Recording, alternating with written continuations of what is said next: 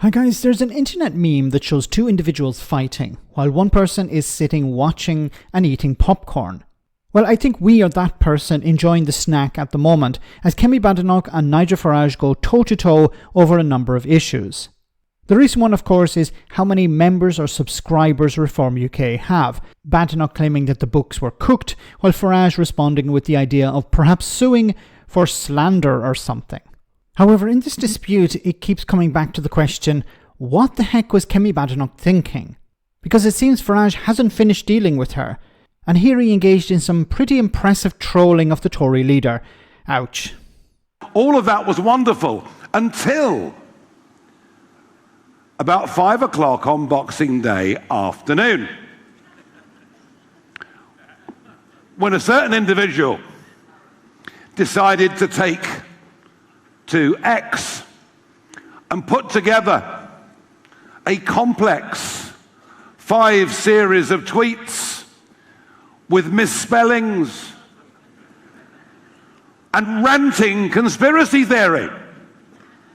Now, the person that put these messages together that said that the Reform live membership ticker, have you been watching the Reform live membership ticker? I get up at 3 o'clock in the morning just to find out how we're doing.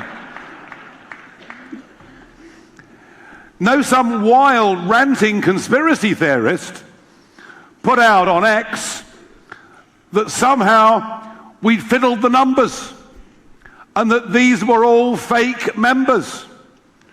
And the extraordinary thing is the person who did this, whether they were in wine or not, I don't know, but the person who did this was the leader of the Conservative Party, one Kemi Badenoch.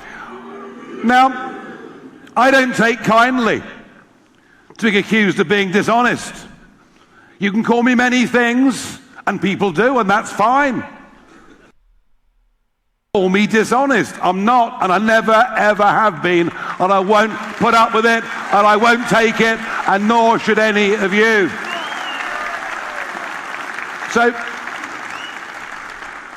I gave her an opportunity to apologise for what has now been thoroughly disproven in the media, and she's chosen not to take the opportunity. Although, that's not surprising, she's not exactly known for her charm. So what to do? What to do? Well, it's all well and good saying sue her, but you have to prove actual harm. She hasn't harmed us. She's given us tens of thousands more members.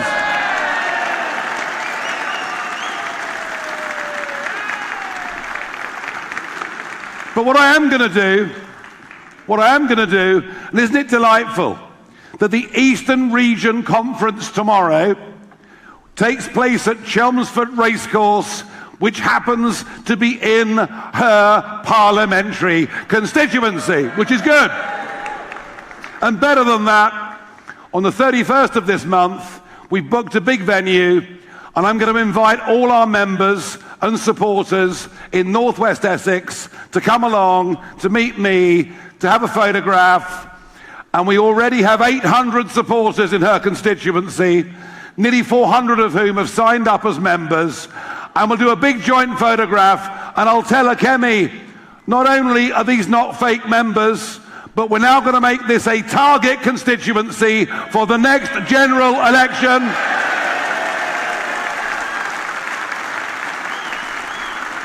You had your chance. You accused me of being dishonest. You had your chance to apologise. Well, now the gloves are off.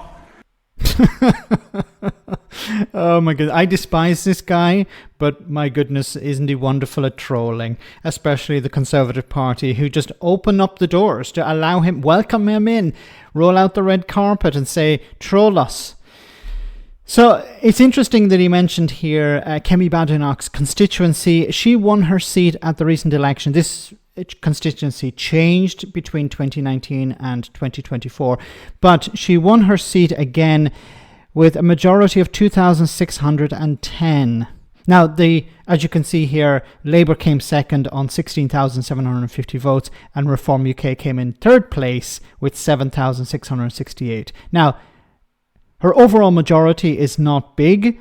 It's pretty terrible, especially for the Conservative Party leader. Now, could Reform take this seat?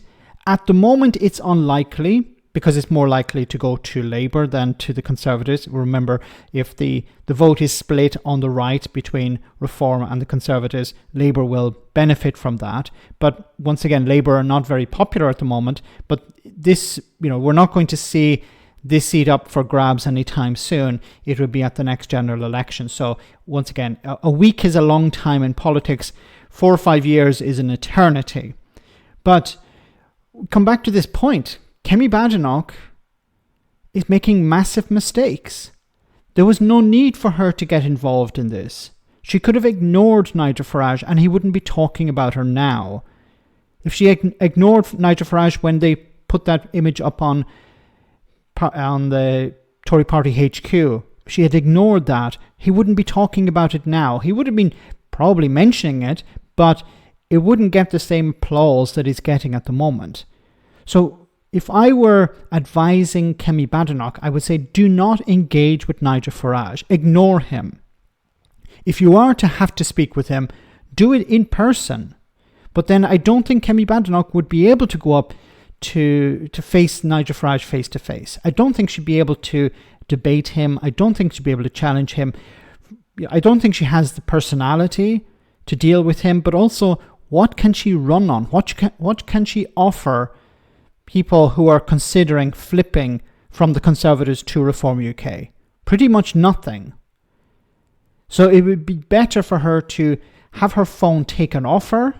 If she's the one who's tweeting these things, get somebody else to do the communications. But honestly, stop doing it. Stop engaging with him because you're not able to. And every time you do, you're just helping him. As he pointed out here, your fiasco resulted in, if it's true, resulted in about 10,000 more members or subscribers for Reform UK. Badenoch needs to take a step back. She needs to consider, okay, how do I deal with Nigel Farage? Until I've come to a conclusion here, until I've come up with a reasonable way to deal with this guy, I should not engage with him. But I don't think she's that clever. Let me know in the comment section, guys, what do you think. As always, your comments are greatly appreciated. Thanks a lot.